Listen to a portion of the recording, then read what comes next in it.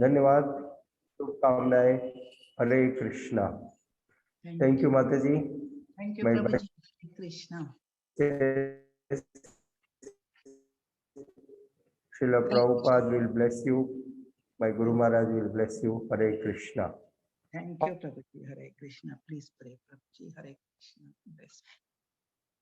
हरे Krishna. So आज का ये जो पहला दिन है इस 18 डेज भगवत गीता कोर्स का, तो हम इसकी शुरुआत तो एक छोटे से एक प्रेयर से, प्रार्थना से करेंगे। ओके।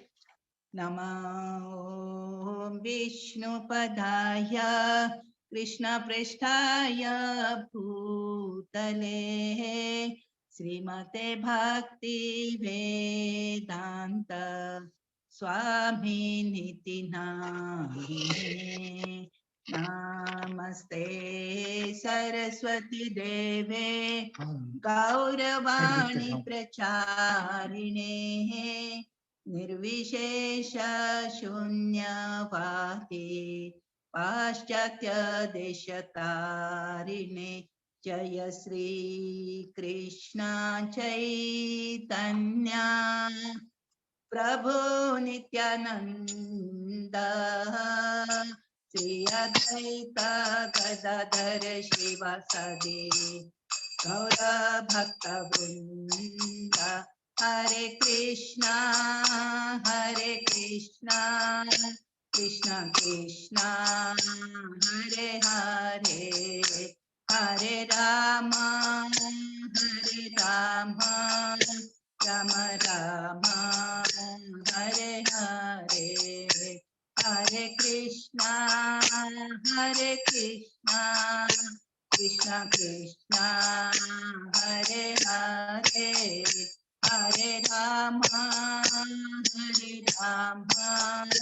राम राम हरे हरे जय गौरनिताय गौरनिताय गौरनिताय जय गौरनिताय जय गौरनिताय गौरनिताय गौरनिताय जय गौरनिताय निताय गौर हरि बोल हरि बोल हरि बोल निताय गौर हरि बोल जय जय प्रभुपाद प्रभुपाद प्रभुपाद जय जय प्रभुपाद जय जय गुरुदेव गुरुदेव गुरुदेव जय जय गुरुदेव निताई गौर सीतानाथ प्रेमानंदे हरि हरि हरि नाम संकीर्तन की जय। हरे कृष्ण महामंत्र की जय। श्री प्रभुपाद की जय। ग्रंथरा श्रीमद् भगवत गीता की जय। गुरवे गौरचंद्राय राधिकायै तदालये कृष्णाय कृष्ण भक्ताय तद्भक्ताय नमो नमः। हरे कृष्ण। ओम अज्ञानतिमिरान्धस्य ज्ञानाञ्जनशलाकया चक्षुरुन्मीलितं येन तस्मै श्रीगुरवे नमः। श्रीचैतन्यमनोभीष्टं स्थापितं येन भूतले स्वयं रूप कदा मह्यं ददाति स्वपदान्तिकं। वन्देऽहं श्रीगुरो श्रीयुतपदकमलं श्रीगुरून् वैष्णवांश्च श्रीरूपं साग्रजातं सहगण रघुनाथान्वितं तं सजीवं साद्वैतं सावधूतं जनसहितं कृष्ण चैतन्य देवं श्रीराधा कृष्ण पादान् सहगण ललिता श्री विशाखान्वितांश्च। हे कृष्ण करुणा सिंधु दीन बंधु जगतपते गोपेश गोपिका कांत राधा कांत नमोस्तुते। तप्त कांचन गौरांगी राधे वृंदावनेश्वरी वृषभानुसुते देवी प्रणमामि हरिप्रिये। वाञ्छाकल्पतरुभ्यश्च कृपा सिन्धुभ्य एव च पतितानां पावनेभ्यो वैष्णवेभ्यो नमो नमः। जय श्री कृष्ण चैतन्य प्रभु नित्यानंद श्री अद्वैत गदाधर श्रीवासादि गौर भक्त वृंद। हरे कृष्णा कृष्ण कृष्ण हरे हरे हरे राम राम राम हरे हरे हरे कृष्णा कृष्ण कृष्ण हरे हरे हरे राम राम राम हरे हरे। सो ये भगवत गीता के बारे में अब हम बात करने जा रहे हैं। भगवत गीता जो हिंदुओं का आध्यात्मिक ग्रंथों में से सबसे अधिक पढ़ी जाने वाली यह पुस्तक है। ओके, हजारों वर्ष पूर्व एक्चुअली जगत गुरु आदि शंकराचार्य, रामानुजाचार्य, मध्वाचार्य, भगवान चैतन्य महाप्रभु, इन सब आचार्यों ने इसको स्वीकार भी किया और इसका प्रचार भी किया। और पिछली सदी में महात्मा गांधी है, जॉर्ज हैरिसन, एनी बेसेंट, इन लोगों ने भी, means it is not that वो पुराना ग्रंथ है आज को एप्लीकेबल नहीं है, ऐसा नहीं है। और आज भी हम लोग देखते हैं, आज के बिजनेस कोच विवेक बिंद्रा हैं, लाइफ कोच हैं गौर गोपाल प्रभु, जिन्हें सारी दुनिया सुनती है, जिन्हें सारी दुनिया मानती है, वे भी भगवत गीता के फैन हैं। वे भगवत गीता को मानते हैं, इसका प्रचार करते हैं। ओके, सो भगवत गीता क्या है? भगवत गीता भगवान का प्रसाद है। ये कैसे प्रसाद हो गया? जो भी भगवान के मुख कमल से निकला है वो भगवान का प्रसाद है। सो आदि शंकराचार्य गीता महात्म्य के 5वें श्लोक में बताते हैं कि भारतामृत सर्वस्वम विष्णु वक्त्रात् विनिश्रुतम गीता गंगोदकम पीत्वा पुनर्जन्म न विद्यते। सो गंगा में हम गंगा जी में स्नान करते हैं क्योंकि हमारा मन रहने दो, देह रहने दो, हमारी चेतना रहने दो, उसका शुद्धिकरण हो जाए। लेकिन ये ऐसा गंगोदक है भगवत गीता कि पुनर्जन्म न विद्यते, हमको वापस जन्म मृत्यु के चक्र से ही हम छूट जाते हैं। पद्म पुराण में वर्णन है कि माता पार्वती भगवान शिव जी से प्रार्थना करती है, हे नाथ, मैं आपसे भगवत गीता के महत्व को सुनना चाहती हूँ। सो इस प्रकार देवी देवता भी भगवत गीता में रुचि रखते हैं। भगवान कृष्ण महान है, अर्जुन महान है, गीता महान है, गीता का ये उपदेश, और यह हमारे जीवन को भी महान बना सकती है गीता, भगवत गीता। ओके, हाँ, सो ये सुनकर आप सब लोग सोचेंगे कि हाँ, हमको भी इस भगवत गीता को अपनाना चाहिए। लेकिन आप कौन सी गीता को अपनाएंगे? भगवत गीता तो एक है, भगवान का उपदेश जो करोड़ों वर्षों पहले सूर्यदेव विवस्वान को दिया था वो भी सेम है, 5000 वर्ष पूर्व जो अर्जुन को दिया था वो उपदेश भी सेम है। लेकिन इसके ऊपर जो टीकाएं हैं, आज करीब करीब 2000 मार्केट में इतनी सारी टीकाएं हैं कि हजारों की संख्या में गीता के ऊपर टीका लिखी गई है। इसमें से कौन सी ऑथेंटिक है हम नहीं जानते हैं। कहीं पे दुकान में गए, वहां पे मिल गई गीता तो हम सोचते हैं हम भी एक घर में लेके आए, हमको भी पढ़ना है बोल के। ओके, लेकिन ज्यादातर लोग टीका क्यों करते हैं? Okay, some might be genuinely वो कुछ भी उसका समझ के उसके ऊपर कुछ लिखना चाहते हैं, लेकिन ज्यादातर टीकाएं ऐसी हैं कि वो मीन्स अपने स्वार्थ के लिए की गई टीकाएं हैं। ऐसा क्यों? क्योंकि क्या हो जाता है, सब लोग जानते हैं कि सारे लोगों को भगवत गीता के ऊपर विश्वास है, भगवत गीता को सब लोग मानते हैं, तो इसके ऊपर हम कुछ भी लिखेंगे, कुछ भी टीका लिखेंगे, टिप्पणी लिखेंगे तो क्या हो जाएगा?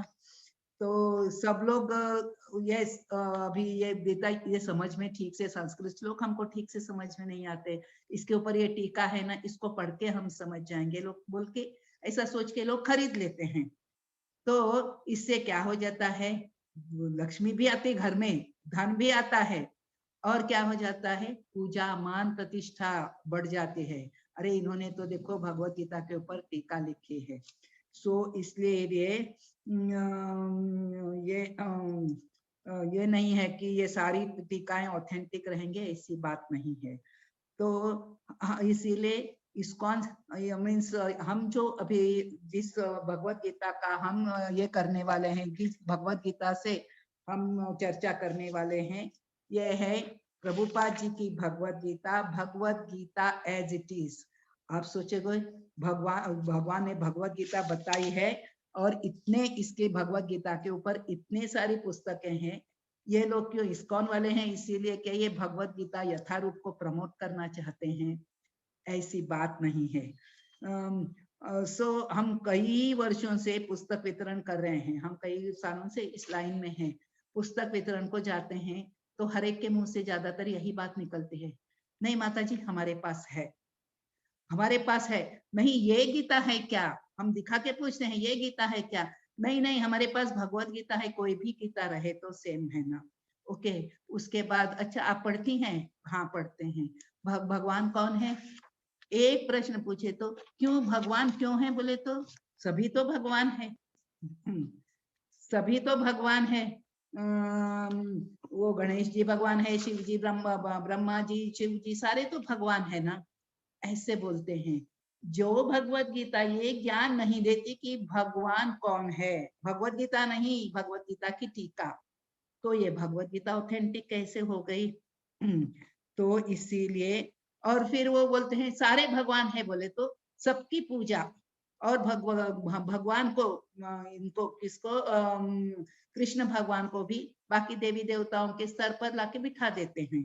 तो हमको समझना चाहिए कि ये भगवत गीता प्रभुपाद जी की है, वो सही ज्ञान देती है कि केवल कृष्ण ही षड ऐश्वर्यों से पूर्ण भगवान है। इस भगवत गीता को पढ़कर हम भगवान के निर्देशों को ठीक से समझ सकते हैं, उनको आचरण में लाकर अपना जीवन सफल बना सकते हैं। वास्तव में हम ये दे सकते हैं कि हिज डिवाइन ग्रेस अभय चरणारविंद भक्ति वेदांत स्वामी प्रभुपाद जी की भगवत गीता यथारूप को पढ़कर जो मांसाहारी थे, जुआरी थे, जो अवैध संग करने वाले थे, नशा करने वाले थे, ऐसे लोग बदल गए, और आज विश्व भर में सबने भगवत गीता को अपनाया है, हरे कृष्ण महामंत्र को अपनाया है। इन भगवत प्रभुपाद की as Bhagavad Gita as it is या भगवत गीता यथारूप को पढ़कर और सुनकर। इसलिए हम इस 18 दिन के सत्र में केवल भगवत गीता यथारूप से पढ़ने जा रहे हैं, जिसमें हमारे जीवन को आनंदमय बनाने का सामर्थ्य है। सो अगर आपके पास नहीं है तो आप हमारे सेंटर से, हमारे जो कुकटपल्ली आपने जहाँ पे रजिस्टर किया है वहां से भी आप मंगा सकते हैं। अगर इस यहाँ पे मेरे इसमें भी मैसेज आपने डाल दिया तो आपको कुरियर की जाएगी, और 200 रुपये की भगवत गीता है, आपको कुरियर के चार्जेस अलग से लगेंगे। सो ऐसी ये भगवत गीता है। ओके, अब भगवत गीता के रिलेटेड कुछ प्रश्न है, तो ये प्रश्न क्या है, कोई अगर बोलना चाहता है, ये आसान प्रश्न है, कोई अगर उत्तर देना चाहता है तो कश करते तो हम का Hare Krishna, if you have to sit here, नाही आता हँड रेज केल्याने मग कळणार नाही. You are on computer, huh? Then you come here. Okay. Yeah, either electronic hand or still hand. So you have to, it is difficult to you have electronic hand. अच्छा, तो हंगा उर बगेना। अच्छा, अभी देखिए ये प्रश्न ऐसे हैं कि भगवत गीता के कितने अध्याय हैं। सो आपको फास्ट कोई आंसर देना चाहता है तो हाँ, ओके, भगवत गीता के अनम्यूट करके बोल दीजिए।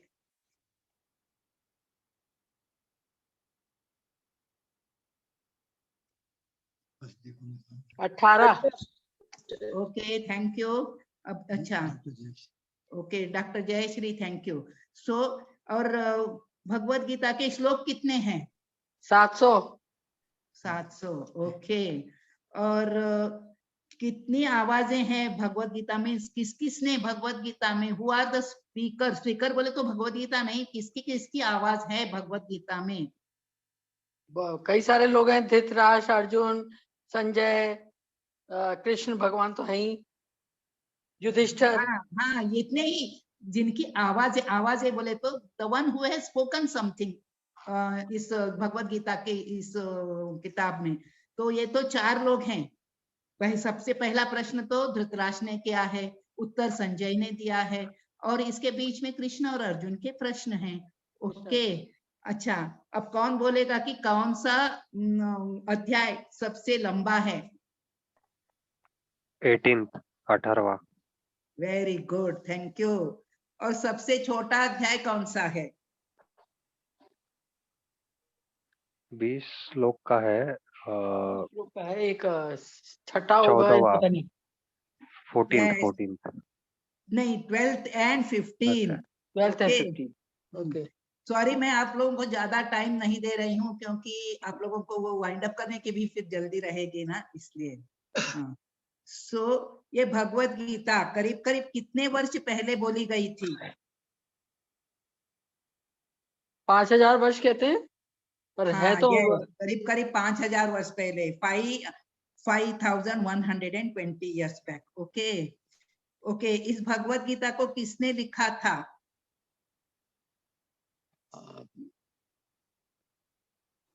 व्यास जी ने लिखा है। व्यासदेव ने बोला और गणेश जी ने। गणेश जी ने लिखा। हाँ, गणेश जी ने। हाँ, थैंक यू।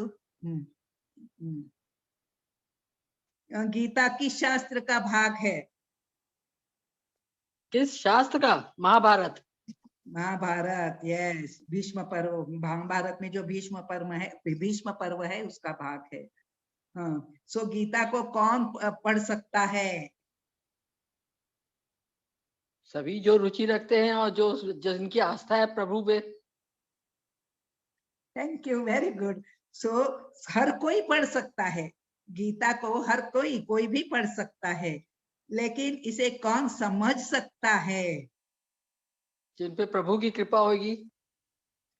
जो देखो गीता को यथा रूप में समझना चाहता है वो समझ सकता है। अब आप गीता को, आपके पास भी भगवत गीता है, लेकिन आप गीता को समझना चाहते हैं तो आप यहाँ पे आए हैं, तो आपकी जो इच्छा है कि जो समझना चाहता है यथा रूप में वो समझ सकता है। ओके, अभी ये तो आपके ये हो गए, प्रश्न तो हो गए छोटे छोटे। ओके, सो अब आगे हैं, हम बिगिन योगी तो कसरत करता। अब आगे हैं कि भगवत गीता के 18 अध्यायों को 3 भागों में बांटा गया है। हम कहीं आते ना, why don't you come? But नहीं, here you can sit and admit नहीं। ओके, देखो भगवत गीता के 18 अध्यायों को 3 भागों में बांटा गया है। ओके, 3 भागों में बांटा गया है। पहले 1 to 6 चैप्टर, अगर ये जो है अध्याय है उनका नाम है, आपको कुछ भी लिखना है तो लिख लीजिए, छोटी छोटी नोट्स बना सकते हैं। सो फर्स्ट 6 चैप्टर्स जो हैं, जो अध्याय है उनका नाम है कर्म योग। फिर 7 to 12 रिकॉर्डिंग होगी क्या? मिल जाएगी अपने को बाद में? आपकी रिकॉर्डिंग मिल जाएगी? वो टाइम लगेगा। हाँ, रिकॉर्डिंग तो मिल जाएगी शायद। हाँ, यूट्यूब से, शायद यूट्यूब में भी रहेगा इसका, तो मिल जाएगी। लिंक भेजें। क्योंकि मेरा अभी सत्संग का टाइम हो रहा है तो मैं आई वांटेड टू सी कि आप लोग। ओके, ठीक है। फिर रोज आपका ऐसा ही रहेगा।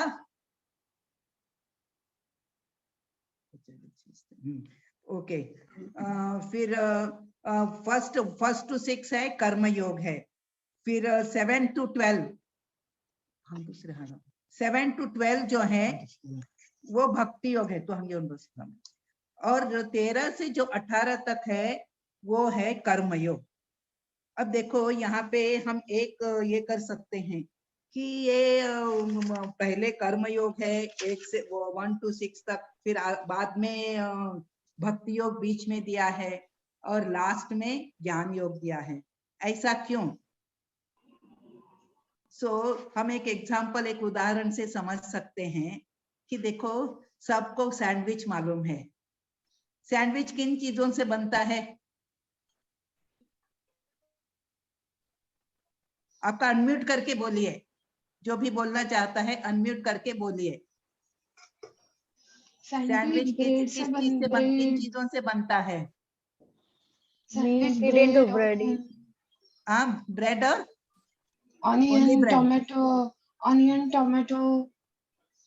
ओके, सो उसका फिलिंग कुछ भी रहता है और दोनों साइड में ब्रेड रहता है कि नहीं? तो आप अभी ये सैंडविच में, अब सैंडविच को ब्रेड सैंडविच कोई नहीं बोलता है। यस, क्या बोलते हैं? आइदर वो चीज सैंडविच या ऐसा टोमेटो ऐसा ही बोलेंगे, नहीं तो वेजिटेबल सैंडविच ऐसा कुछ भी नाम देंगे, लेकिन वो ब्रेड सैंडविच तो नहीं बोलते हैं। उसी प्रकार भाई बिकॉज दैट फिलिंग वो बीच में जो है ब्रेड के वो इम्पोर्टेंट है। उसी प्रकार ये भगवत गीता के 18 चैप्टर जो हैं वो पहले 6 जो हैं वो एक तरफ के ब्रेड की तरह है और लास्ट जो है वो दूसरे तरफ के ब्रेड की तरह है। सो बीच में जो है वो इम्पोर्टेंट है। सो इसीलिए आप समझ सकते हैं कि ये पूरी भगवत गीता एक्चुअली भक्ति योग की तरह ही है। सो और ये पहले में है, पहला है कि इंट्रोडक्शन भूमिका, इसमें कहा गया है, इसमें मीन्स कर्म के बारे में बताया गया है। देखो हम कर्म के बारे में इसमें बताया गया है कि हमको कर्म क्यों करते हैं, कैसे कर्म करने चाहिए, ये सब इसमें बताया है। ओके, और फर्स्ट 6 चैप्टर्स में भगवान हमारे बारे में भगवान ने बताया है, क्योंकि सेकेंड चैप्टर देखो सांख्य योग है, उसमें क्या है कि आत्मा के बारे में ऐसा पूरा ज्ञान है। सो हमारे इर्द गिर्द जो है उसके बारे में ऐसा पूरा ज्ञान है। फिर 7th चैप्टर से है कृष्ण और उनकी शक्तियों के बारे में पूरा बताया है। ओके, और 13 से जो है वो संसार के बारे में बताया है। सो हम एक एक चैप्टर का नाम बताएंगे और जल्दी जल्दी, और उसमें क्या आप लोगों को ये करना है समझ जाएंगे आप किसमें क्या है दिया है बोल के। सो पहला चैप्टर है अर्जुन विषाद योग। सो अर्जुन क्यों दुखी था, क्या परिस्थिति थी, अर्जुन किस परिस्थिति से गुजर रहा था, ये उसमें बताया है। दूसरा है सांख्य योग, भगवान ने अर्जुन को पहचान दी कि तुम ये हो बोल के, यदि तुम्हें जीवन बदलना हो तो ये करना होगा, ऐसे बताया है सांख्य योग में। तीसरा है कर्म योग, अपनी पहचान जानने के बाद क्या करना है, क्या कर्तव्य है, ये बताया है कर्म योग में। फोर्थ है दिव्य ज्ञान। सो दिव्य ज्ञान है भगवान अपने बारे में बताते हैं, जानो जो करना है और फिर करो, वह कैसे करना है ये पहले जान लो और उसके बाद करो, आंख बंद करके नहीं करना है, ये ज्ञान देते हैं। सो पांचवा है कर्म योग, ये कृष्ण भावना भावित कर्म है। 3rd चैप्टर भी कर्म योग है, लेकिन ये जो है केवल कर्म योग जो है ये 5वां वो केवल कृष्ण भावना भावित कर्म है, कृष्ण को केंद्र में रखकर किए गए कर्म हैं। 6ठा है ध्यान योग। ओके, व्यक्ति ध्यान कर सकता है, ध्यान शांत मन से होता है। सो ये सब 6 हो गए। 7वां है कृष्ण भगवत ज्ञान, 7वां चैप्टर है भगवत ज्ञान, कृष्ण और उनकी शक्तियों के बारे में बताया है। 8वां है कृष्ण के पास कैसा पहुंचा जा सकता है, भगवत प्राप्ति, उसका नाम है भगवत प्राप्ति, भगवान के पास कैसे पहुंचा जाए। 8वां है 7वां है भगवत ज्ञान, 8वां है भगवत प्राप्ति। 9th है कृष्ण की भक्ति कैसे करें, ये परम गुह्य ज्ञान है, कृष्ण की भक्ति कैसे करें। 10वां है कि कृष्ण का स्मरण हमेशा हर परिस्थिति में कैसे करें, श्री भगवान। सो ये भगवान के ऐश्वर्य, श्री भगवान के ऐश्वर्यों के बारे में, भगवान के ऐश्वर्यों के बारे में बताकर हम कैसे भगवान को हमेशा याद रख सकते हैं। जब हम बाहर कुछ भी देखते हैं तो भगवान को कैसे याद, भगवान कैसे हमको याद आ सकते हैं, तो इसमें श्री भगवान का ऐश्वर्य। 11वां है विराट रूप, भगवान के 3 अलग अलग कौन से रूप है ये बताया है 11 में। 12 में है भगवान को कौन प्रिय है, ये 12वां है भक्ति योग। ओके, फिर 13 to 18 चैप्टर हमको संसार के बारे में बताते हैं। सो उसका 13 चैप्टर है प्रकृति पुरुष तथा चेतना। सो ये हमको क्या है, साक्षी कौन है, कौन देखता है कि हमने जो किया है वो सही है या गलत है, ये सब 13वें चैप्टर में बताया है। 14वां चैप्टर है प्रकृति के 3 गुण। ओके, यदि संसार कारागार है तो इसकी सलाखें कौन सी हैं, हमको दिखती नहीं है, तो ये सब वर्णन 14वें चैप्टर में है।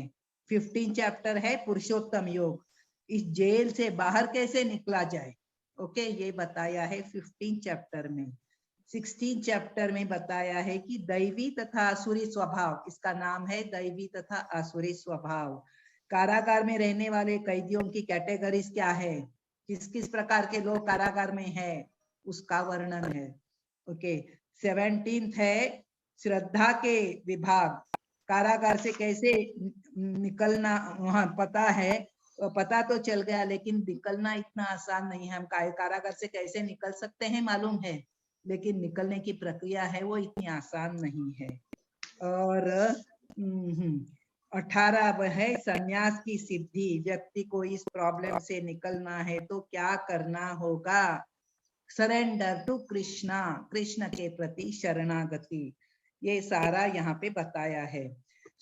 पहले 6 चैप्टर में बताया है कि व्यक्ति को कर्म करना चाहिए, लेकिन किस किस चीज के लिए कर्म करना चाहिए, प्रेम सीखने के लिए, भगवान तथा भगवान के संतान के प्रति प्रेम कैसे किया जाए ये सीखने के लिए कर्म करना चाहिए। ओके, और ज्ञान अर्जित करना है तो भगवान तथा भगवान की संतान के प्रति प्रेम सीखने के लिए। यही अब देखो, कर्म करना है तो कर्म योग हो गया, और पहले तो ज्ञान योग है, ज्ञान अर्जित करना है तो भी भगवान और भगवान की संतान से प्रेम करने के लिए।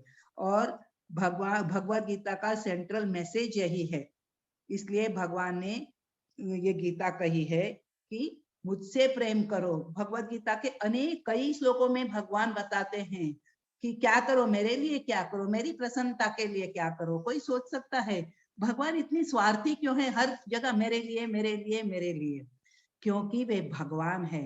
भगवान कृष्ण है। कृष्ण का अर्थ क्या है, सर्वाकर्षक, सारे जीव उनके प्रति आकर्षित होते हैं। और कृष्ण को भगवान कहा गया है। हर पन्ने पर भगवद गीता के हर पन्ने पर भगवान वाच आया है। भगवान का अर्थ क्या है, भग और वान, जो षड ऐश्वर्य से परिपूर्ण है। ये षड ऐश्वर्य कौन से हैं, ये पूरा 100% ये ऐश्वर्य उनके अंदर है। षड ऐश्वर्यों की पूरा चर्चा आगे के चैप्टर्स में आ जाएगी, लेकिन इसीलिए भगवान के समान कोई नहीं है, भगवान के ऊपर कोई नहीं है। भगवान को असमौर्ध्व कहा जाता है, उनके समान कोई नहीं, उनके ऊपर कोई नहीं। तो इसलिए भगवान बोलते हैं मन मना भव मद्भक्तो मद्याजी माम नमस्कुरु। फिर बोलते हैं यद करोषि यद अश्नाचि यद जुहोसि ददासि यत्। फिर बोलते हैं सर्वधर्मान परित्यज्य मामेकम शरणं व्रज, सारे धर्मों को त्याग दो, मेरी शरण ले लो। फिर बोलते हैं जो भी आप अर्पण करते हो, बोलते हैं पत्रम पुष्पम फलम तोयम, मेरे को ये दे दो ये दे दो ये दे दो। क्या भगवान के पास कुछ नहीं है? है, भगवान ही हमको सब कुछ देते हैं। लेकिन ये क्यों कहते हैं, जैसे जैसे ये आगे बढ़ेगी भगवत गीता तो हम समझ पाएंगे कि ये सब हमको क्यों करना है। ओके, हम अभी फर्स्ट चैप्टर तक और प्रभुपाद जी क्या बोलते हैं, भगवान ने भगवत गीता में अपने बारे में जो भी कहा है, ऐसा करो वैसा करो, नहीं तो मैं ऐसा हूँ वैसा हूँ। प्रभुपाद जी कहते हैं भगवान ने भगवत गीता में अपने बारे में जो भी कहा है उसे हम स्वीकार कर लेंगे तो हम तुरंत भगवत धाम जाने के योग्य बन जाएंगे। कोई सोचेगा हमको भगवत धाम जाने की जल्दी नहीं पड़ी है, लेकिन आप जब भगवत गीता सुनते जाओगे 18 दिनों तक तो आप भी सोचेंगे हाँ बाबा मेरे को भी भगवत धाम जाना है। ओके, अभी हमारा जो भगवत गीता के लिए जो इंट्रोडक्शन था, जो थोड़ी सी तो भूमिका थी, तो वो हो गई है। अब हम पहले चैप्टर को शुरू करेंगे।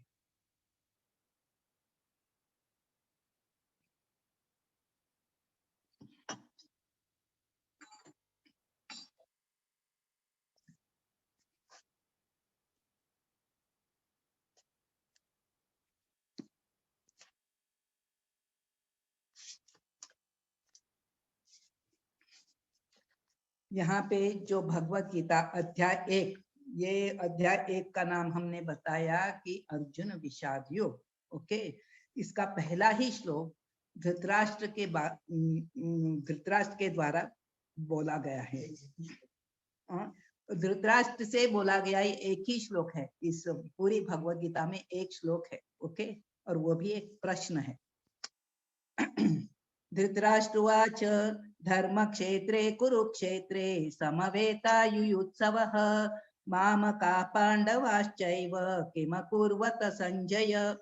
धृतराष्ट्र ने कहा, हे संजय, धर्म भूमि कुरुक्षेत्र में युद्ध की इच्छा से एकत्रित हुए मेरे तथा पांडु के पुत्रों ने क्या किया।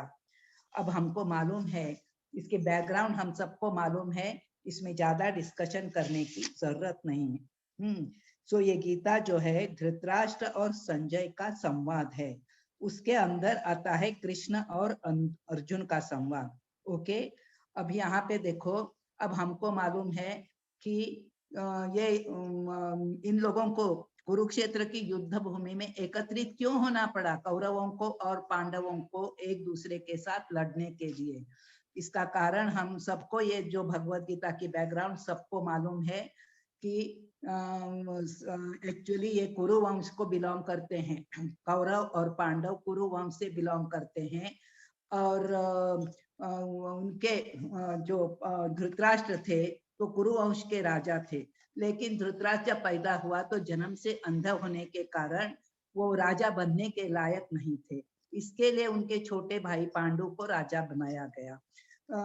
तो राजा बनाया गया, पांडु बहुत अच्छा, बहुत सौम्य स्वभाव का था, बहुत अच्छा राजा था, लेकिन हमेशा धृतराष्ट्र के मन में बहुत दुख रहता था कि मैं राजा नहीं बन सका मेरे अंधेपन के कारण, इसीलिए उसको राज्य की लालसा थी। इसीलिए पांडु ने क्या सोचा कि इन्हीं को राजगद्दी पर इन्हीं को बैठने दो, मेरे बड़े भाई को, और मैं राज का जो पूरा काम काज है वो मैं संभालूंगा, राज का भार मैं संभालूंगा, किसी से युद्ध करना है, कुछ भी जो जिम्मेदारियां हैं वह मैं निभाऊंगा, लेकिन इनको बेनिफिट, राज सिंहासन का फायदा उठाने दो, इनको राजगद्दी पर बैठे रहने दो।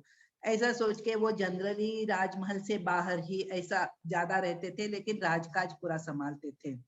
लेकिन एक बार वो वन में गए थे, जंगल में गए थे शिकार के लिए ऐसे कुछ, तो उन्होंने मीन्स शिकार करते करते उन्होंने एक ऋषि से उनको ऐसा शाप मिला, उनके कुछ कार्य से ऐसा शाप मिला कि शाप के कारण वो अपने इससे मीन्स उनको ये अगर संतान पैदा करने के लिए वो पत्नी के पास जाएंगे तो उनकी मृत्यु हो जाएगी, ऐसा उनको शाप मिला। इसीलिए वो हमेशा ही वैसे अपने मीन्स अपने कार्यों में व्यस्त रहते थे। लेकिन कुंती महारानी को जो वरदान मिला था उसके कारण देवताओं को प्रसन्न करके उनके 5 पुत्र हुए, और धृतराष्ट्र का भी पुत्र, धृतराष्ट्र के तो 100 पुत्र थे और पांडव केवल 5 थे। तो लेकिन यहाँ पे भी एक हो गया कि धृतराष्ट्र का जन्म युधिष्ठिर के जन्म के बाद हुआ। अब पहले धृतराष्ट्र नहीं, दुर्योधन का, पहले ये धृतराष्ट्र चाहता था कि मैं बड़ा हूं फिर भी मैं राज नहीं कर सकता, मेरा छोटा भाई राजा बन गया है, तो वैसा उनके मन में जो मीन्स थोड़ा सा ये था, द्वेष था या जो भी कहो कि थोड़ा सा उनको अच्छा नहीं लग रहा था। और अब संतान के बारे में भी युधिष्ठिर पहले पैदा, मीन्स उनका जन्म पहले हुआ और इनके पुत्र बाद में पैदा हुए। सो उस हिसाब से भी क्या हो गया, वापस पांडव ही राजा बनने के योग्य हो गए। लेकिन वो जब बहुत छोटे थे तभी उनके पिता की मौत हो गई, श्राप के कारण उनके पिता की मौत हो गई थी, तो अब राजगद्दी पर बैठने के लायक तो नहीं थे, इसीलिए धृतराष्ट्र को ही राजगद्दी पर बिठाया गया। लेकिन उसके मन में वो राजगद्दी छोड़ने का मन नहीं था। जब तक ये बच्चे छोटे हैं, पांडव छोटे हैं, तब तक उनको राजा बनाया गया। लेकिन अभी धृतराष्ट्र को भी राज सिंहासन का लालच हो गया, और ये दुर्योधन वगैरह कौरव भी बड़े हो रहे थे, वो भी राजगद्दी छोड़ना नहीं चाहते थे। ऐसे करके क्या हो गया कि इन्होंने बहुत पांडवों के साथ बहुत कैसे भी एक ही राजमहल में कौरव और पांडव रहते थे, एक साथ रहते थे, लेकिन दुर्योधन ने शकुनी मामा शकुनी से मिलकर बहुत षड्यंत्र रचे पांडवों के विरुद्ध, षड्यंत्र रचे और उनको कैसे राज गद्दी से दूर किया जाए, उनको राज्य ना दे, कैसे राज्य ना मिले, इसके लिए बहुत षड्यंत्र रचे। मारने का, विष दे के मारने का प्रयास किया भीम को, फिर उनके लाक्षागृह को जलाने का प्रयास किया, बहुत सारे प्रयास किए। फिर युद्ध क्रीड़ा में उनको चीटिंग करके हरा के उनके साथ ये किया, छल करके उनको हरा के उनको 12 वर्ष वनवास और 1 वर्ष अज्ञातवास में भेज दिया। वो वापस आ गए तो, और वापस आने के बाद तुमको राज मिलेगा। आने के बाद उन्होंने पूछा तो राज देने को तैयार नहीं है। अब इतने साल राज करके उसको तो लालच हो गया राज का, तो राज देने को तैयार नहीं है। तो फिर पांडवों ने कहा कि वो युधिष्ठिर इतना लालची नहीं था, उसने कहा कि हमको 5 राज नहीं 5 गांव दे दो कम से कम। हम क्षत्रिय हैं तो हम दूसरा कुछ कार्य नहीं कर सकते, प्रजा का पालन करके राज करके ही हम अपना जीविका ये करेंगे ना, ये क्षत्रिय का धर्म है ना, तो इसीलिए हमको 5 गांव दे दो। लेकिन वो भी तैयार नहीं हुआ। शांति दूत बन के पांडवों की तरफ से भगवान कृष्ण गए कौरवों की राजसभा में, तो वहां कृष्ण को दुर्योधन ने कहा 5 गांव क्या, मैं एक सुई के नोक पर जितनी जमीन आती है उतनी भी जमीन देने को तैयार नहीं हूँ, और जमीन राज्य चाहिए तो युद्ध करो, उनको युद्ध करने दो। इस प्रकार this war battle became inevitable, उसको दूसरा पर्याय नहीं था, करना ही जरूरी हो गया। और ये युद्ध होने जा रहा था कुरुक्षेत्र की भूमि पर, लेकिन धर्म क्षेत्र कुरुक्षेत्र, ये कुरुक्षेत्र की जो भूमि है उसको धर्म क्षेत्र कहा गया है कि वह बहुत पवित्र भूमि है। तो ये पवित्र भूमि के कारण क्या हो जाता है कि इसका जो असर होता है वो पॉजिटिव इफेक्ट होता है। तो अब यहाँ पे इसको डर है, मीन्स धृतराष्ट्र को डर है कि ये भूमि पवित्र है, तो इसका असर इनके ऊपर कैसे हो जाएगा। मैं तो चाहता हूँ कि राज मेरे ही बच्चों के पास रहे। तो धृतराष्ट्र, अभी संजय, और धृतराष्ट्र अंधा था, युद्ध भूमि में क्या हो रहा है वो देख नहीं पाता था, लेकिन उसके पास एक ही ये था कि संजय उसके सचिव थे, उसके सेक्रेटरी थे। तो उसको व्यासदेव ने दिव्य दृष्टि दी थी, जो राजमहल में बैठ के उस धृतराष्ट्र के वही उसी कमरे में बैठ के वो युद्ध भूमि पे जो हो रहा है, उनकी के कक्ष में बैठ के युद्ध भूमि में पर जो चल रहा है उसका दर्शन कर सकता था। तो इसीलिए संजय से पूछ रहा है धृतराष्ट्र वहां पे क्या हो रहा है, क्योंकि युद्ध होने के लिए दोनों पार्टियां तो एक दूसरे के सामने खड़े हैं। तो अभी हमको समझना चाहिए, युद्ध जब उसको समझना चाहिए, तो जब युद्ध के लिए खड़े हैं तो युद्ध होगा ही बोल के। लेकिन धृतराष्ट्र पूछ क्यों रहे हैं, धृतराष्ट्र का भावना हमें समझ में आती है, उसके मन में संशय था, युद्ध होगा कि नहीं होगा। युद्ध होगा बोले तो इस पुण्य भूमि का असर किसके मन पर कैसा होगा, युद्ध में कौरव जीतेंगे कि नहीं जीतेंगे। इसकी इच्छा थी कि युद्ध हो और कौरव जीते, और युद्ध नहीं हुआ तो भी कौरव जीते। किसी भी परिस्थिति में कौरवों को जीतना है। संदेह था कि कुरुक्षेत्र धर्म भूमि, पांडव धार्मिक वृत्ति के हैं, तो क्या हो जाएगा कि वहां वे पांडव धार्मिक वृत्ति उनकी वहां पे जाके बढ़ जाएगी, और तो वही जीतेंगे, और वे कभी अब तक हारे नहीं है, और कृष्ण भी उनके पक्ष में है, तो शायद पांडव ही जीत जाएंगे और युद्ध होगा, लेकिन मेरे पुत्र नहीं जीतेंगे। फिर उनको भय था कि कुरुक्षेत्र पावन स्थान है, उसके परिणाम स्वरूप मेरे पुत्र युद्ध ही नहीं करेंगे। मेरे पुत्र तो आज कैसे हैं, आज तो लालची हैं, आज तो उनकी बुद्धि सही नहीं है, मेरी तरह ही वो लाज के लिए मेरी तरह ही अंधे हैं। लेकिन शायद उस पुण्य भूमि में जाके उनकी बुद्धि सही हो जाएगी, तो वो सोचेंगे अरे बड़े भाई से क्या लड़ना, युधिष्ठिर भी तो अच्छे हैं, उन्होंने राज दे देते हैं, सोच के ऐसा हो गया। तो धृतराष्ट्र डर रहा है, और उसकी झूठी आशा थी। युधिष्ठिर महाराज धर्म के स्थान पर जाकर और भी धार्मिक हो जाएंगे शायद, और सोचेंगे दुर्योधन अभी राज कर रहा है ना, क्योंकि पिता अंधे हैं और इनको वन में भेजा था, तो अभी दुर्योधन ही राज कर रहा था हस्तिनापुर के राज सिंहासन पर। तो इतना ये भी अच्छा राज कर रहा है, सो लोग इससे भी तो बहुत नाराज वगैरह नहीं है, अच्छी से राज चल रहा है, और मुझे राज की इतनी लालसा भी नहीं है, तो बस उन्हीं को राज करने दे, कौरवों को क्या फर्क पड़ता है। इस प्रकार युद्ध के बिना ही कौरव राज्य प्राप्त करेंगे। सो इसके मन में ऐसे पूरा अलग अलग तरह से विचार आ रहे हैं। सो वो आसक्त था और पुत्र से, राजगद्दी से, ऐसा पूरा आसक्त भी था। ओके, सो अभी इसीलिए वो पूछ रहा है कि उन्होंने क्या किया, क्योंकि वो पुण्य भूमि का असर उसको सता रहा था कि इसका असर क्या होगा बोल के। सो यहाँ पे पहले हम देखते हैं कि इसके डिविजन्स कैसे हैं।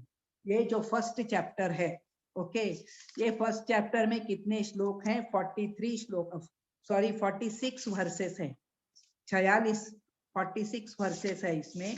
इसका विभाजन कैसे हुआ है देखिए। सो पहला जो श्लोक है धृतराष्ट्र का प्रश्न है, और दूसरे श्लोक से अर्जुन का मनोभाव, अर्जुन का नहीं, इसका दूसरे श्लोक से क्या बताया है कि कूटनीतिक स्वभाव इसका दिखता है, इसका सॉरी दुर्योधन का, उसको कैसे कूटनीतिक स्वभाव है उसका वो दिखता है। और 2 से 13 तक, फिर 14 से 20 तक पांडवों के जीतने के संकेत जो हैं वो दिखते हैं। 14 to 20 फर्स्ट श्लोक एक दुर्योधन, इसका धृतराष्ट्र का प्रश्न है। 2 से 13 तक उसकी कूट नीति का ये दर्शन होता है। 14 to 20 पांडवों के जीतने के संकेत। 21 to 27 अर्जुन का जो अनुरोध है कि सेनयोर उभयोर मध्य, मेरे रथ को दोनों सेनाओं के बीच लेके चलो। ओके, और कृष्ण की भक्त वत्सलता, कृष्ण किस प्रकार भक्त वत्सल है इसका पता चलता है। तो 28 to 46, 28 to 46 है अर्जुन के पाप पूर्ण कारण, वो पाप पूर्ण, तो वो युद्ध न करने के क्या कारण है, तर्कपूर्ण कारण क्या है, अर्जुन का तर्क जो दे रहा है वो कारण क्या बताता है अर्जुन। ओके, सो इसमें 28 to 46 अर्जुन के कारण युद्ध न करने के, उसी में से 28 to 30 करुणा के कारण वो युद्ध नहीं करना चाहता। 31 to 35 सुख नहीं मिलेगा, किस प्रकार मैं युद्ध करके सुखी नहीं हो जाऊंगा वो बताता है। 36 to 38 पाप से भय, 36 to 38 पाप से भय। 39 to 43 कुल का विनाश। ओके, और 5 कारण है एक्चुअली सो युद्ध न करने के, और ये 4 कारण तो यहाँ हो गए, करुणा, सुख नहीं मिलेगा, पाप से भय, कुल का विनाश। लेकिन और एक कारण जो है वो सेकेंड चैप्टर में है, 1 to 6 इसमें दिया आया है।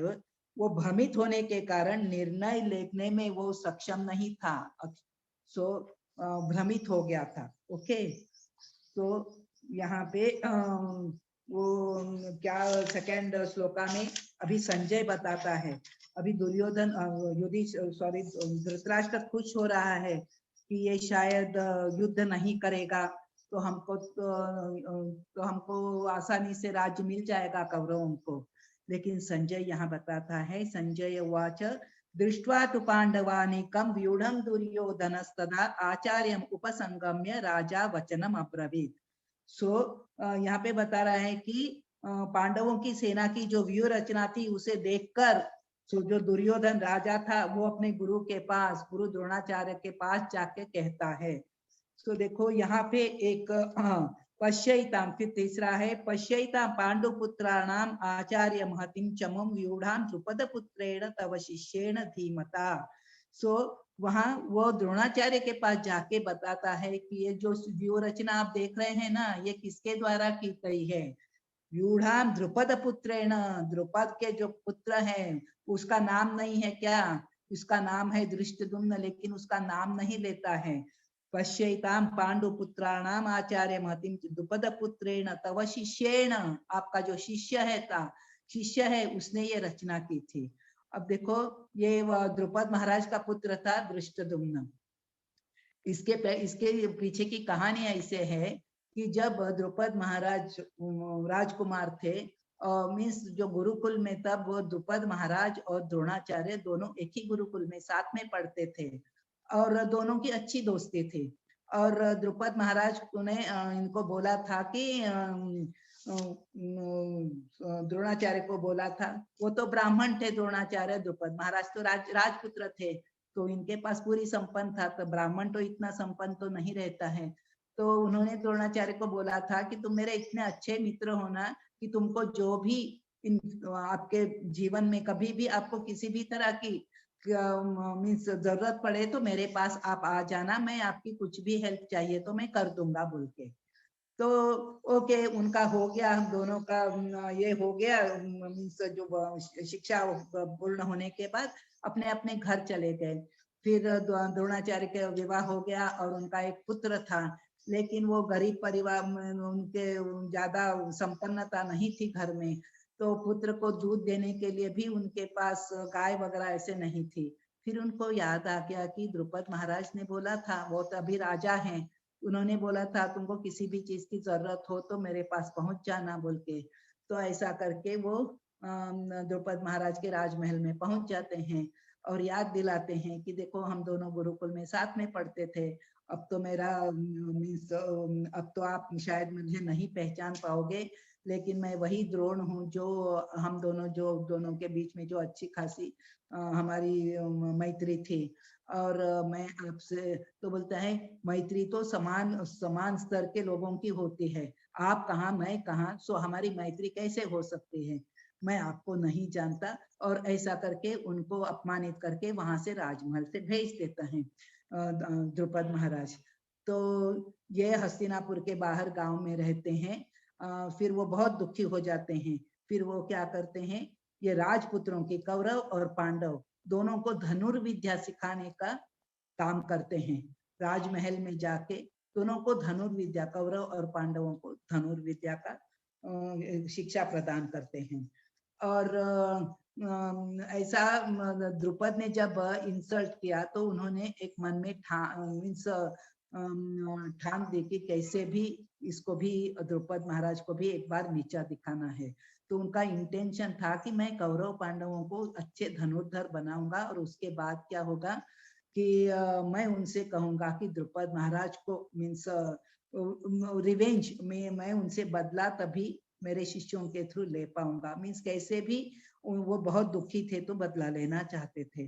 तो उन्होंने जब शिक्षा पूरी हो गई तो उन्होंने गुरु दक्षिणा के रूप में अपने छात्रों से कहा कि द्रुपद महाराज को मारना नहीं लेकिन बंदी बना के लेके आ जाओ। कौरव असफल रहे, फिर अर्जुन अकेला जाके उनको बंदी बना के लेके आ गया, बंदी बना के लेके आ गया और उनके सामने प्रस्तुत किया, द्रोणाचार्य के सामने। तो द्रोणाचार्य ने, अभी उनका राज तो द्रोणाचार्य का हो गया, उन्होंने आधा राज द्रुपद महाराज को वापस दिया और उनसे पूछा अब तो हम समान स्तर के हो गए ना, क्योंकि उनके मन में वो भावना थी कि आप और हमारा लेवल एक नहीं है तो आप हमसे मैत्री की अपेक्षा कैसे करते हैं। तो उन्होंने फिर राज वापस दिया और उनको भी वापस भेज दिया। लेकिन ये जो राजा जो है अपमान सहन नहीं कर सकता है, कोई भी व्यक्ति, हमको इतना मिथ्या अहंकार रहता है कि हम कोई भी सहन नहीं कर सकते, लेकिन क्षत्रिय का तो अहंकार और भी अधिक रहता है।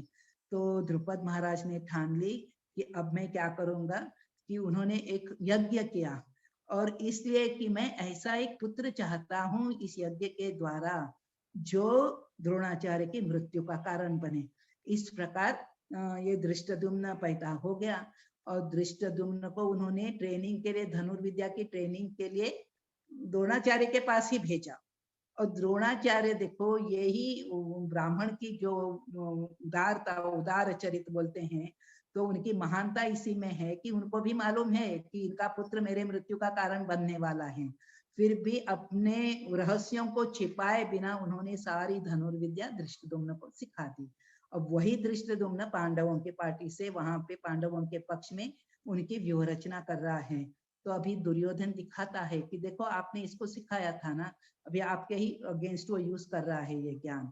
अब पांडव भी आपके शिष्य हैं, तो आप उनके लिए आप मन में करुणा है, लेकिन उसको यहाँ पे युद्ध भूमि में नहीं दिखाना, तो हमारी हार निश्चित है।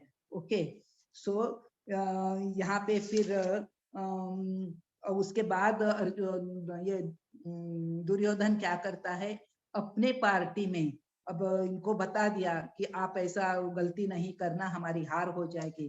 फिर उनको बोलता है कि अपने पक्ष में जो महान, हाँ पहले बोलता है कि ये पांडवों के पक्ष में एक धृष्टद्युम्न तो हो गया, वो हम लोगों को रोड़ा नहीं है हमारे इसमें, लेकिन और भी कई महान योद्धा हैं और उनकी तुलना, क्योंकि उसको बाकी योद्धाओं की कैपेसिटी क्या है मालूम नहीं, उसको मालूम है मीन्स अपने नहीं, पांडवों के पक्ष में जो महान राजा हैं तो उनके ताकत क्या है उसको बाकी लोगों की ताकत मालूम नहीं, लेकिन उसको भीम और अर्जुन की ताकत मालूम है। इसके लिए बोलता है कि भीम और अर्जुन के समान महान महान योद्धा उनके पक्ष में है।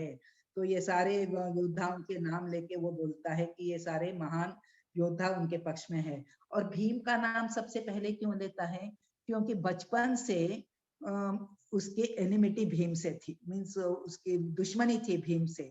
सो देखो क्यों दुश्मनी, ज्यादातर ईर्ष्या थी। और ईर्ष्या कब रहती है, जब हम दूसरे में अपने से, हमारे अंदर जो क्वालिटी है, अब जो गदा युद्ध वगैरह है, दुर्योधन भी एक्सपर्ट था गदा युद्ध में, भीम भी गदा युद्ध में एक्सपर्ट था। जो हमारे अंदर क्वालिटी रहती है, जब हम यही क्वालिटी दूसरे के अंदर हमसे ज्यादा देखते हैं तो हमको ईर्ष्या होती है। सो दुर्योधन ईर्ष्यालु था, इसलिए, और उसको मालूम था अगर मेरी जब भी मृत्यु होगी इस भीम के हाथों ही होगी, तो इसके लिए पहले भीम का नाम लेता है। ओके, आगे सारे इनका वर्णन करता है। फिर उसके बाद, क्योंकि हम सारे श्लोक पढ़ नहीं सकते, हम चैप्टर कंप्लीट नहीं कर पाएंगे, इसके लिए हम लोगों को थोड़ा फास्ट करना पड़ेगा। अस्माकम तु 7वें श्लोक में बताता है कि आपकी सूचना के लिए, अस्माकम तु विशिष्टाये तान निबोध द्विजोत्तम नायका मम सैन्यस्य संज्ञार्थम तान ब्रवीमिते, कि हे ब्राह्मण श्रेष्ठ, आपकी सूचना के लिए अपनी सेवा में जो, अपनी सेना में जो महान योद्धा है उनकी भी सूची लिस्ट में बताता हूँ बोल के यहाँ पे उनके बारे में भी बता रहे हैं। भवान भीष्मश्च कर्णश्च, कौन कौन है, आप भीष्म, कर्ण, कृपाचार्य, अश्वत्थामा, विकर्ण, मीन्स इन सब के नाम लेता है।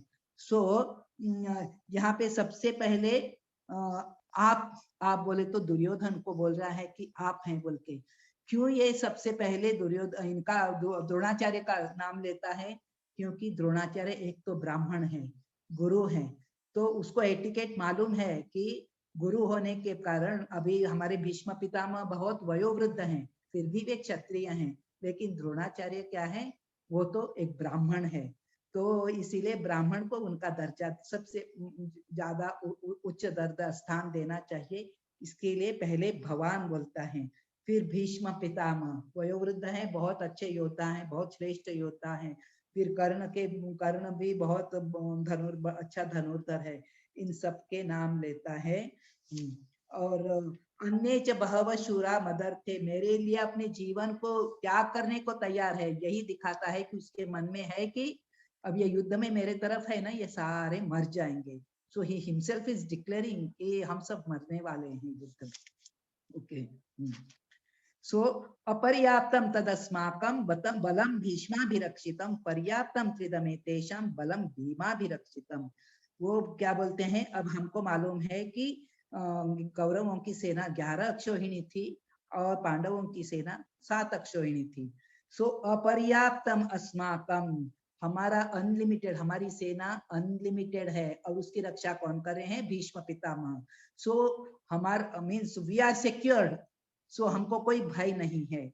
पर्याप्तम तिदमे तेषाम, पर्याप्तम बोल तो इनका लिमिटेड है सैन्य, क्योंकि हमारा 11 है और उनका 7 है, तो हम उनका कम है, और वो भी इतना ज्यादा एक्सपीरियंस नहीं है जो ऐसे भली बात। हाँ, सो कृष्ण वो भीम के द्वारा वो रक्षित है, उसको ज्यादा अनुभवी नहीं है भीम, तो उसके द्वारा रक्षित है पांडवों की सेना। सो हमारी जीत निश्चित है, वो अपने आप को समझा रहा है। ओके, सो और आगे फिर अभी हाँ, सो भीष्माभिरक्षितम, यहाँ पे भीष्म पितामह को भी अनुभवी है, भीष्म पितामह ऐसे करके उनको थोड़ा सा प्रेज करता है। उसके बाद उसको डर लगता है, अरे भीष्म पितामह को प्रेज किया, द्रोणाचार्य को प्रेज किया, तो ये बाकी राजा सोचेंगे हम क्या किसी काम के नहीं है क्या, तो इसलिए आगे बोलता है अयनेषु च सर्वेषु यथा भागम अवस्थिता भीष्ममेवाभिरक्षन्तु भवन्तः सर्वे। हाँ, भीष्म पितामह तो एक्सपीरियंस योद्धा है, बहुत श्रेष्ठ योद्धा है, लेकिन अभी वृद्ध हो चुके हैं, तो इसलिए एक तरफ से वो युद्ध करेंगे, दूसरे तरफ से शत्रु उनके ऊपर हमला करेगा, इसलिए आप अपने अपने स्थानों पर स्थिर रह के उनकी रक्षा करना। मीन्स भीष्म पितामह इतने श्रेष्ठ रह के भी आपको उनकी रक्षा करनी पड़ेगी। तस्य संजनयन हर्षम कुरुवृद्ध पितामह सिंहनादम विनद्योच्चै शंखम दद्मौ प्रतापवान। सो अब यहाँ पे क्या कर रहे हैं भीष्म पितामह, उनको तरस आता है अपने पोते के ऊपर, इसके दुर्योधन के ऊपर, ये कितना डरा हुआ है, कितना एंशियस है, तो उनको मालूम है दूसरे पक्ष में भगवान कृष्ण है तो जीत उनकी है, लेकिन फिर भी इसको थोड़ा हौसला बढ़ाने के लिए अपना शंख सिंहनाद, यहाँ पे सिंहनादम विनोद, जोर से सिंह की गर्जना की तरह अपना शंख जोर से बजाते हैं। ओके, लेकिन उसके द्वारा यही कहना चाहते हैं कि हमारी हार, कौरवों की हार होना कोई भी उसमें शाश्वत है बोल के, कौरवों की हार ही है बोल के वो एक्सप्रेस करना चाहते हैं। सो ततः शंका, अब इन्होंने जो शंख बजाया, इसके बाद कौरवों के पार्टी में जो राजा थे वो हौसला, बाकी लोगों का भी हौसला बढ़ाने के लिए सब लोग अपने अपने वाद्य बजाने लगे, शंख नगाड़े बिगुल तुरही सिंह वगैरह सब बजाने लगे, और उसका बहुत शोर हो गया। अब इसके बाद क्या हुआ, सो कौरवों ने अपनी तरफ से युद्ध की घोषणा कर दी कि चलो हमने शंख बजाया, हमने वो वाद्य बजाए, अब युद्ध शुरू होने वाला है। सो इस तरफ पांडवों की तरफ क्या हो गया, ततः श्वेतैर्हयैर्युक्ते महति स्यन्दने स्थितौ माधवश्च पांडवश्चैव दिव्यौ शक्म प्रदं तदु। सो यहाँ पे बताया गया है कि जो श्वेत मीन्स श्वेत घोड़ों के द्वारा खींचे जा रहे रथ पर सवार होकर कृष्ण और अर्जुन वहां पे आ गए। यहाँ पे माधव शब्द का उपयोग किया गया है। सो माधव का शब्द, इसका अर्थ है कि लक्ष्मीपति, बोले तो ऐश्वर्य, जहाँ माधव है वहां लक्ष्मी जी है, वहां पे ऐश्वर्य है। और बताया गया है कि जय तो पांडु पुत्राणाम येषाम पक्षे जनार्दन बोल के, सो जिनके पक्ष में भगवान है तो उनकी जीत डेफिनेट है। सो यहाँ हमको देखने को मिलते हैं इनके विजय के लक्षण, पांडवों के विजय के लक्षण। और ये जो रथ दिया था, ये रथ भी उनको इनसे मिला था, रथ अग्निदेव से मिला था। इसके पीछे भी कहानी है, लेकिन अगर हम सब ये बताते जाएंगे तो आपका टाइम शेड्यूल डिस्टर्ब हो जाएगा, इसके लिए ये सब बताने को ये नहीं है, लेकिन इसके पीछे कहानी है। और उनके जो 4 ये थे, ये चित्ररथ ने दिए थे, 4 घोड़े जो उनके रथ के घोड़े थे चित्ररथ ने दिए थे, और धनुष गांडीव भी वरुण देव ने दिया था, और बाण भी उन्होंने दिए थे। इस प्रकार इनको उनके पास जो भी था, शंख दिव्य था, ये सारे जो उनको प्राप्त हुआ है ये देवी देवताओं से प्राप्त है। ओके, तो यहाँ पे आगे का श्लोक है, पांचजन्यम ऋषिकेशो देवदत्तम धनंजय पौड्रम दद्मौ महाशंखम भीम कर्मा वृकोदरः। जब भगवान कृष्ण ने अपना 5 शंख बजाया और अर्जुन ने देवदत्त शंख बजाया, और उसके बाद भीम ने पौंड्र शंख बजाया, और उसके बाद भी यहाँ पे सारे शंख और सारे पांडवों के नाम है और उन्होंने अपने अपने शंख बजाए, उनके नाम क्या है इसकी सारी चर्चा है। 15 to 18 में ये शंखनाद के बारे में ही पूरा बताया गया है, किसका कौन सा शंख है। ओके, तो उसके बाद सघोषो धार्तराष्ट्राणां हृदयानि व्यधारयत् नभश्च पृथ्वीं चैव तुमुलो अभ्युनादयन्। सो ये शंखों की ध्वनि से क्या हो गया कि आकाश तथा पृथ्वी को शब्दायमान करती हुई धृतराष्ट्र के पुत्रों के हृदय में। सो धृतराष्ट्र के यहाँ बताया है कि धृतराष्ट्र के पुत्रों के हृदयों को विदीर्ण किया बोल के इस शंखनाद में, लेकिन हमको वर्णन नहीं आया है भगवत गीता में इसके पहले श्लोकों में कि जब कौरवों ने शंख बजाया तो भी पांडवों की ऐसी हालत हो गई, ऐसा वर्णन तो कहीं नहीं आया है। ओके, तो ये क्योंकि पांडवों के पक्ष में कृष्ण थे इसीलिए उनके विजय का ये चिन्ह दिख रहा था। अथ व्यवस्थितान दृष्ट्वा धार्तराष्ट्र कपिध्वजः। सो कपिध्वज और उसके अर्जुन के रथ पर जो ध्वजा थी उसके ऊपर हनुमान जी सवार थे। हनुमान जी जब रामचंद्र जी जब रावण का युद्ध हुआ तब भी हनुमान जी सहायक बने राम के मीन्स उनके ये क्या युद्ध में उनको जीत दिलाने के लिए। अब भी जहाँ यहाँ पे जो पांडवों के बीच, पांडव और कौरवों के बीच युद्ध हो रहा है तब भी वो सवार है। और उन्होंने भीम को बोला था कि जब भी युद्ध भूमि में आपकी ध्वजा पे सवार होऊंगा और जब भी आप जोर से युद्ध भूमि में चिल्लाओगे, गर्जना करोगे तो आपसे कई गुना ज्यादा मीन्स इससे जोर से मैं चिल्लाऊंगा। और इस चीज से क्या हो जा रहा था, शत्रु पक्ष के कई जो योद्धा थे वो सैनिक मर जा रहे थे। ओके, उनकी मौत हो रही थी। अर्जुन उवाच, अभी 21-22 श्लोक है। सेनयोर उभयोर मध्ये रथम स्थापय मेच्युत। अब यहाँ पे अर्जुन बोल रहा है अब दोनों पक्ष अभी लड़ने के लिए एकदम तैयार है। इनके भी शंख बज गए हैं, इनके भी शंख बज गए हैं, अब कुछ भी बाकी नहीं है। ऐसी परिस्थिति में अर्जुन क्या बोल रहा है कृष्ण को कि दोनों सेनाओं के बीच मेरे रथ को लेकर रख दो। क्यों? क्योंकि कृष्ण भगवान ने अर्जुन का सारथ्य स्वीकार कर लिया था। उसके रथ के सारथी बने थे, उसके रथ के सारथी बने थे। और सारथी को तो जो रथ पर सवार है उसको तो सारथी को आदेश देना ही पड़ेगा, कहाँ लेके जाना है, क्या करना है बोल के। अब यहाँ भगवान की भक्तवत्सलता दिखती है। भगवान इतने महान है लेकिन फिर भी वो अपने मित्र के लिए उसका सारथी का पद बहुत बड़ा नहीं है। ड्राइवर को कौन आदर देता है? अरे तुरे ऐसा करके बोलते हैं, उनका अनादर करते हैं, ऐसा करो वैसा करो निर्देश देते हैं। फिर भी एक अपने भक्त के लिए भगवान उसके सारथी बन गए। और उसके बाद है कि उनको अच्युत कहा गया है।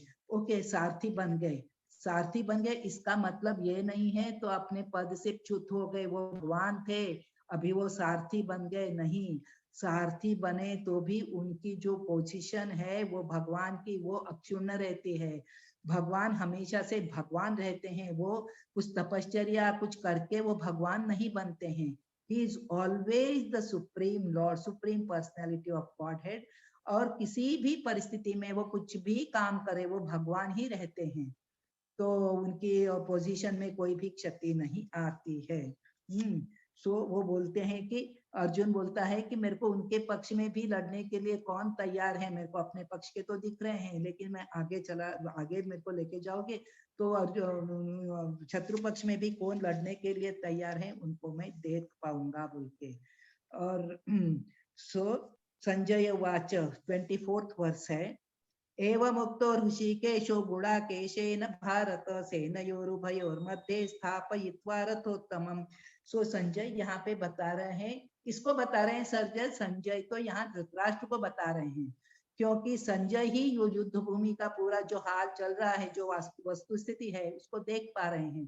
तो संजय धृतराष्ट्र को बता रहे हैं कि अब शंख दोनों तरफ से बज गए, अब तक तो ये सब बोल दिया। अब अर्जुन ने अर्जुन के लिए नाम आया है गुडाकेश और भगवान कृष्ण के नाम आया है ऋषिकेश। सो गुड़ाकेश और ऋषिकेश सो रथ स्थापन किया। किसने बोला? अभी अर्जुन को गुड़ाकेश क्यों कहा गया है? गुड़ाकेश, गुड़ाका का अर्थ है निद्रा या अज्ञान, और ईश बोले तो स्वामी, जिसने निद्रा को, नींद को जीत लिया है। तो नींद को कैसे जीत लिया है अर्जुन ने? अर्जुन जब गुरुकुल में पढ़ता था तो जो धनुर्विद्या का पाठ पढ़ाते थे अपने द्रोणाचार्य गुरु पढ़ाते थे, तो वो सुन लेता था अच्छी से और उसको रात भर जग के उसका अभ्यास करता था, ताकि वो जो थियोरेटिकल नॉलेज है वो तो ये कर लिया, लेकिन प्रैक्टिकल नॉलेज कैसे आएगा? अब आप लोगों को ये भगवत गीता आप लोगों को यहाँ पे हम सुना रहे हैं, ये थियोरेटिकल नॉलेज है। जो पुस्तकी ज्ञान है वो थियोरेटिकल नॉलेज है, लेकिन प्रैक्टिकल नॉलेज क्या है? ये थियोरेटिकल नॉलेज आचरण में लाना। अब महासिंह प्रभु जी ने, हमारे प्रेसिडेंट ने बोल दिया, हमारे शिक्षा गुरु ने बोल दिया, आप सबको वीडियो ऑन रखिए। नहीं जानती आप में से कितने लोगों ने, जो मेरे को सामने दिखते हैं वो बस दिख रहे हैं, नहीं तो मैं नहीं जानती कि कितनों ने वीडियो ऑन रखा है।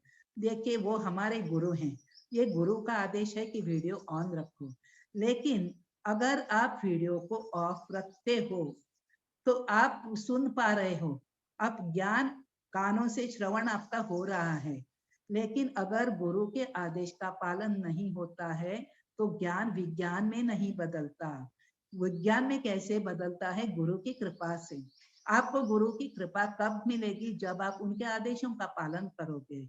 अब मुझे नहीं लगता 1 घंटे के अंदर, 1.5 घंटे के अंदर कौन सा बहुत पर्वत टूटने वाला, वो पहाड़ टूटने वाला है कि आप वीडियो ऑन नहीं कर सकते। अगर ऑन रख रहे हैं तो बहुत अच्छी बात है। I don't know, I don't want to see also, because we get distracted. हम लोगों को अरे इतना बोलने के बाद ये नहीं करते हैं।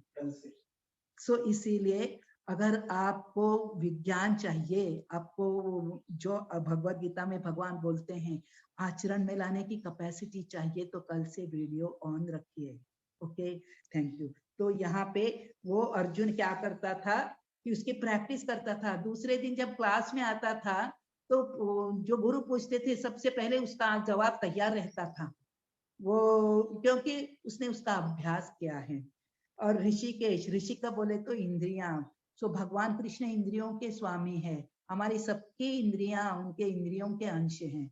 सो वो ही is the controller of senses of everybody. Okay, so यहाँ पे गुड़ाकेश और ये शब्द आए हैं। भीष्म द्रोण प्रमुखतः सर्वेषां च महीक्षिताम् उवाच पार्थ पश्यैतान् समवेतान् कुरुन् इति।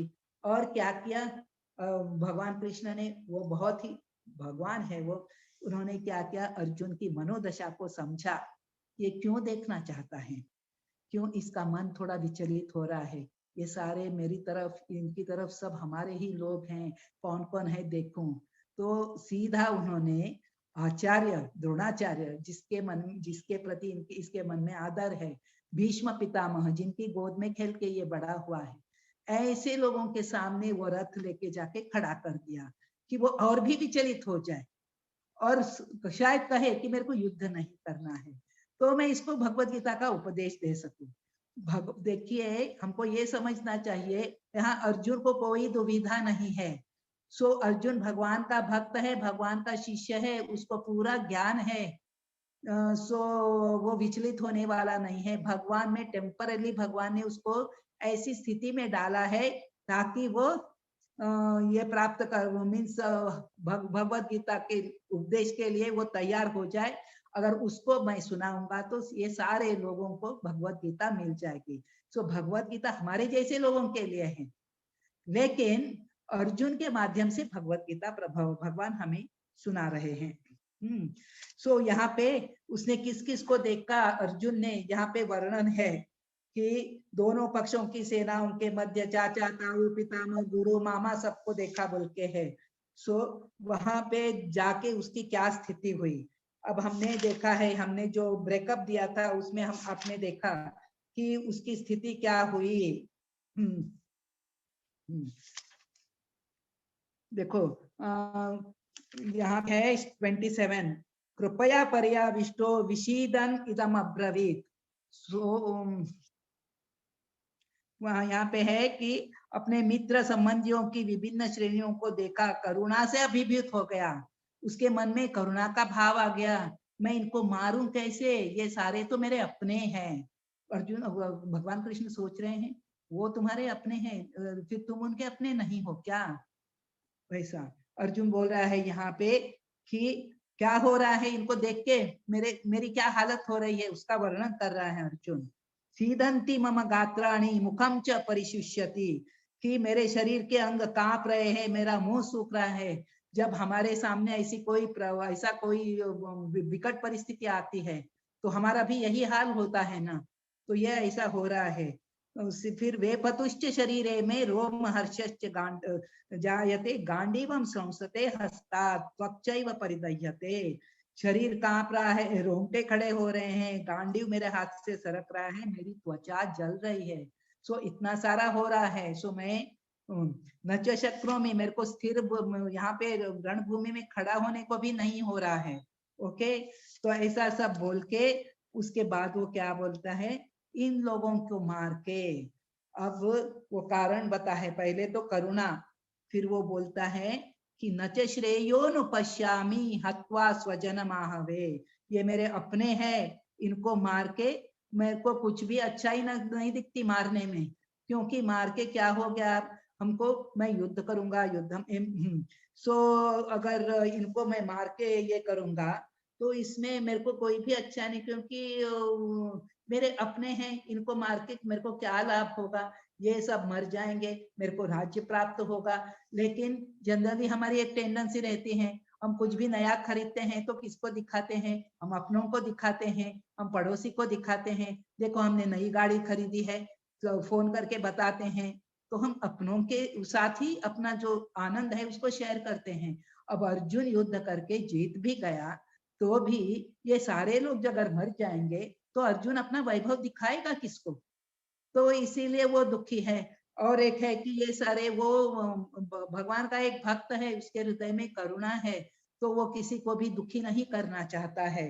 और दूसरा है कि किन्नो राज्य, हाँ, सो वो सोचता है कि मेरे को राज्य मिलेगा तो भी क्या है कि वो राज्य की हर वस्तु इनके खून से लथपथ होगी, खून से सनी हुई होगी, मेरे को उनका खून ही दिखेगा जो राज्य का मैं जो भी भोग करूंगा, तो ऐसा राज्य मेरे को नहीं चाहिए। किम नो राज्य न गोविंद किम भोग जीविते नवा, मैं इन लोगों के लिए ही, मीन्स ये मेरे अपने हैं तो मैं इन लोगों के साथ शेयर करना चाहता था, अभी वो नहीं हो सकता है। सो एतान हंतुम इच्छामि, मैं खुद मर जाऊं, अब मैंने मन में सोच लिया कि मेरे को युद्ध करना है, इस मेरे पाप के लिए मैं अभी शस्त्र नीचे रखूंगा, मेरे को युद्ध नहीं करना है, इस पाप के लिए मैं सजा यह करने को भुगतने को तैयार हूँ। अब क्या रहता है कि अर्जुन का एक है कि राज्य मीन्स एक क्षत्रिय का दो ही काम कर सकता है, या तो युद्ध में मरना है, युद्ध में वो मरेगा तो क्या हो जाएगा कि उसको हायर प्लैनेट्स में चला जाएगा, स्वर्ग की प्राप्ति होगी, वहां पे सुख प्राप्त होगा, और अगर जीत जाएगा तो राज्य का भोग करेगा। सो ये दो ऑप्शन है, लेकिन ये क्या सोच रहा है, अब मेरे को युद्ध भूमि से भागना भी नहीं है और मेरे को युद्ध करके इनको मारना भी नहीं है, अब मैं क्या करूंगा, मैं शस्त्र त्याग दूंगा, और रणभूमि में अगर कोई मैं निहत्थे पर कोई वार करके मेरे को मार देता है तो भी मेरे लिए अच्छा ही है, क्योंकि मैं अभी कुछ भी ये युद्ध नहीं करना चाहता, मेरे को राज्य नहीं चाहिए। तो इसके बाद है 36, पापमेवाश्रये तस्मान हत्वा एतान आततायिनः, इन लोगों को आतताई कहा गया है। ये आतताई लोग कौन है, किसको आतताई कहा जाता है, कि जो विष देता है, जो घर में आग लगाता है, जो घातक हथियार से आक्रमण करता है, धन लूटता है, दूसरे की भूमि हड़पता है और पराई स्त्री का अपहरण करता है। ये सारे कार्य, 6 कार्य कौरवों ने किए थे पांडवों के साथ, सो वो आतताई हैं, और शास्त्र का विधान है कि आतताइयों को मारने में कोई भी पाप नहीं लगेगा। लेकिन अर्जुन यहाँ कहता है कि वो आतताई है तो भी वे मेरे अपने हैं ना, सो उनको इसमें कुछ भी ये नहीं है। यद्यप्येते, आगे वो बोलता है कि ये लोभ से मीन्स इनका इतना लालच है राज्य के लिए, राजगद्दी के लिए, तो अपनों को मारने में इनको कोई दोष नहीं दिखता है, लेकिन मेरे को तो दिख रहा है ना, मैं इनको मारना नहीं चाहता हूँ। और उसमें आगे क्या दोष होगा, इनको मारने से क्या होगा, उसका आगे वर्णन करते हैं कि कुल का विनाश होगा। पहले तो अपने स्वार्थ की बात कर रहा था, अब यहाँ पे कुल के विनाश की बात, समाज का क्या होगा ऐसा बता रहा है। कुलक्षय कृतम दोषम मित्र द्रोहे च पातकम कथम नेयमस्माभिः पापादस्मिन् निवर्ततुम्। हाँ, कुलक्षय कृतम दोषम प्रपश्चित भी जनार्दन, ये इनको पाप नहीं दिखता है लेकिन मेरे को पाप दिखता है। फिर यहाँ पे बता रहे हैं कि कुल का नाश होने पर क्या होगा। कुलक्षये प्रणश्यन्ति कुलधर्मा सनातना धर्मे नष्टे कुलम कृत्स्नम अधर्मो भी भवत्युत। कुल का नाश होगा तो हमारे परिवार में देखो परंपरा से कुछ भी रीति रिवाज चलते आता है, कुल परंपराएं चलती आती हैं, तो घर के वृद्ध लोग जो युद्ध में यहाँ पे राज इनके रूप में खड़े हैं, इन सब की हत्या हो जाएगी, तो घर में क्या है, बड़े बुजुर्ग नहीं रहेंगे, तो जो हमको संस्कार मिलते हैं यंगर जनरेशन को, सो वो अगली पीढ़ी को जो संस्कार मिलने वाले हैं नहीं मिलेंगे। फिर समाज में ऐसे थोड़े दुष्ट लोग भी रहते हैं, जो स्त्रियां विधवा हो जाएंगी तो उनका फायदा उठाने का, उनको कलुषित, उनको दूषित कर देंगे ऐसे दुष्ट लोग। तो उसके बाद क्या होगा कि दुष्ट लोग उनको दूषित कर देंगे, तो वर्ण संकर अवांछित संतान पैदा हो जाएगी। ऐसे अवांछित संतान से क्या है कि घर में मीन्स परिवार में कुछ भी शुभ कार्य नहीं तो पिंडदान ऐसे कुछ भी नहीं होगा। फिर पितरों का कैसे कल्याण होगा। और अगली पीढ़ी को भी कुछ भी संस्कार नहीं मिलेंगे। तो यहाँ पे आगे बताया है कि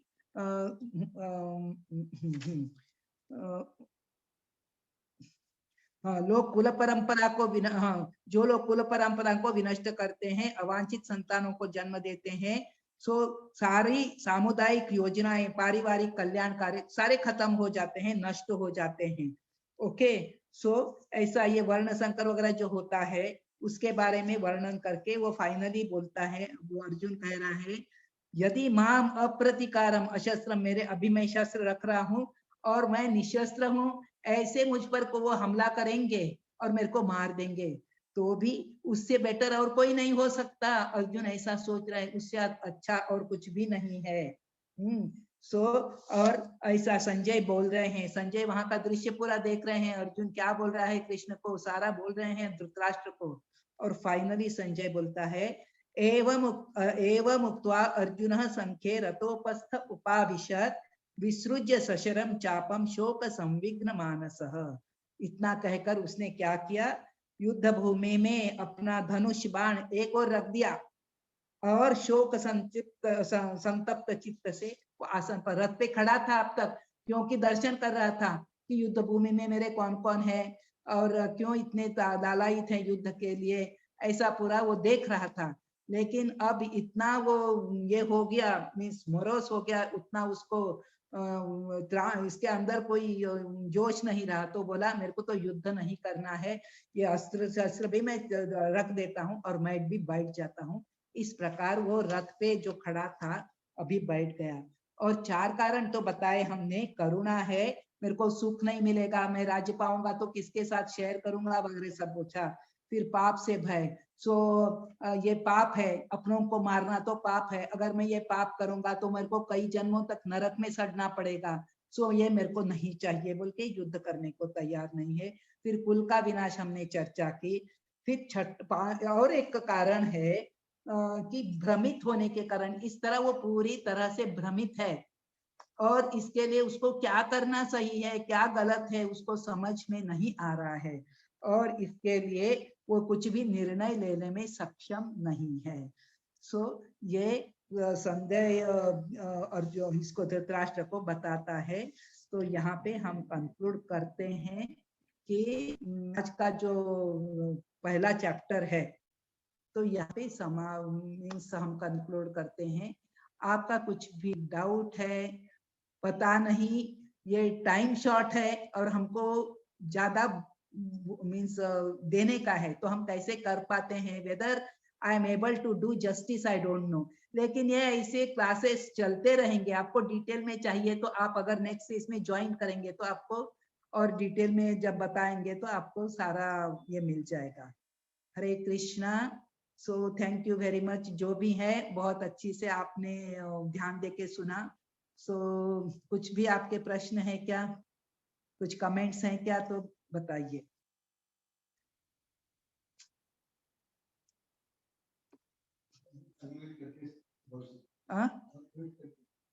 आप बोलना है तो अनम्यूट करके बोल दीजिए।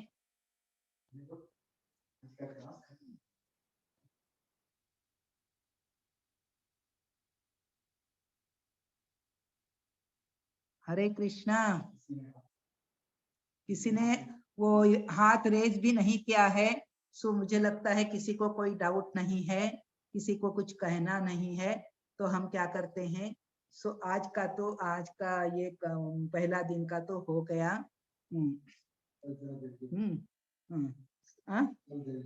अच्छा, कल देखिए, कल आप 7 बजे ही रहते हैं यहाँ पे, तो हम जल्दी शुरू कर देंगे। Thank you. हरे कृष्णा। शिल प्रभुपाद की जय। वांछा कल्पतरुभ्यश्च कृपा सिंधुभ्य एव च पतितानां पावनेभ्यो वैष्णवेभ्यो नमो नमः। अनंत कोटि वैष्णव वृंद की जय। शिल प्रभुपाद की जय। हरे कृष्णा। ओके।